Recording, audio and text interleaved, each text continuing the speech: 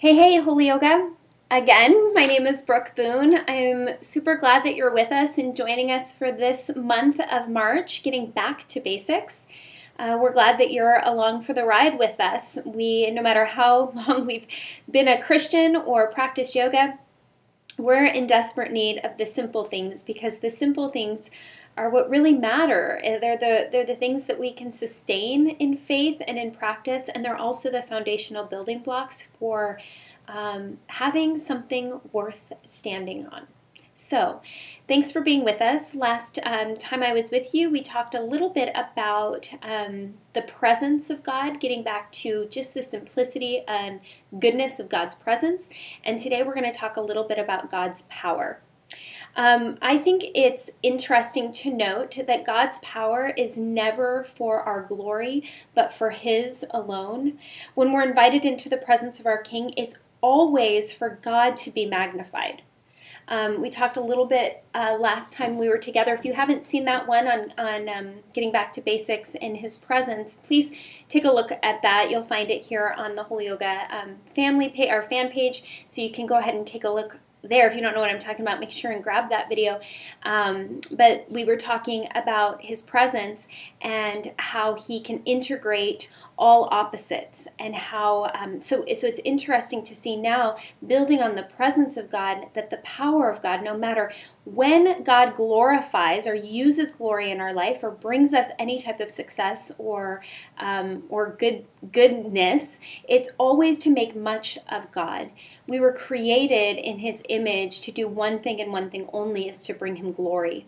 And I love that in Exodus 9:16 in the NIV it says, "But I've raised you up for this very purpose, that I might show you my power and that my name may be proclaimed in all of the earth." Now this story in Exodus, he's speaking to an unruly bunch, and maybe you don't have any idea of what it means to be unruly, but I certainly do. I tends to take God a couple of times to tell me what to do, if you know what I mean. Maybe you can relate to that. But he's talking to an unruly bunch of people who love Him but aren't listening to Him. And he's saying, listen, I could have wiped you out. Like, what your just reward is for your behavior is just to be taken out at the knees. But he goes on to say, I've spared you, as I just read in 16. I've raised you up for this very purpose, that I may show my power in you and that I may be glorified. So we have to know that His power is never for our own glory, even though we're like the byproduct. He loves us so much that He partakes, He shares in it with us because He loves us so much, but it's never for our own glory, but it's always to make much of God so that He may be glorified. I like that in our weakness, we're made strong by His grace and His presence. So we're never given what we're due. Glory be to God, right? We're never given what we're due, but it's in this weakness space that we're made strong by His grace and His presence. There is no way in us that could ever equate to righteousness without Christ, and yet He makes His way by the power of His presence. Because I'm going to come and I'm going to be your proxy. Christ on the cross was our proxy. He was the atonement for our sins, so that when God the Father looks at us, He sees perfection because He sees His Son. He makes a way by the power of His presence to be reconciled and deemed worthy of any good work. So I'd like to invite you, as we get back to basics, to understand that this power that God allows us to partake in is His and His alone.